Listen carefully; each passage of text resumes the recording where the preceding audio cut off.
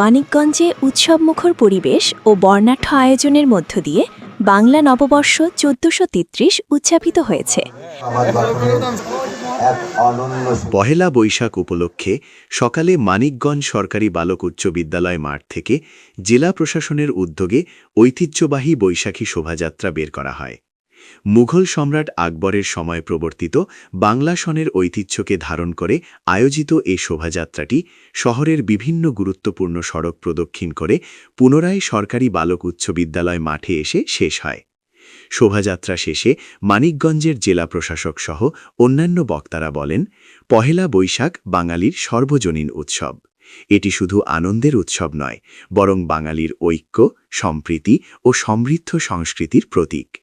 শোভাযাত্রায় অংশ নেন জেলা প্রশাসক ও এক্সিকিউটিভ ম্যাজিস্ট্রেট নাজমুন আরা সুলতানা সহ জেলা প্রশাসনের ঊর্ধ্বতন কর্মকর্তারা এবং বিভিন্ন পর্যায়ের কর্মকর্তা কর্মচারীবৃন্দ, মিডিয়া সাংবাদিকবৃন্দ। এছাড়া বিভিন্ন সাংস্কৃতিক সংগঠনের নেতৃবৃন্দ, শিল্পী, শিক্ষার্থী ও সাধারণ মানুষের স্বতঃস্ফূর্ত অংশগ্রহণে পুরো শহর উৎসবের নগরীতে পরিণত হয়। বৈশাখী শোভাযাত্রায় গ্রামীণ সংস্কৃতির নানা উপকরণ, বিশালাকার মুখোশ, ফেস্টুন এবং লোকজ ঐতিহ্যের প্রতীকী উপস্থাপনা উপস্থিত সবার দৃষ্টি আকর্ষণ করে।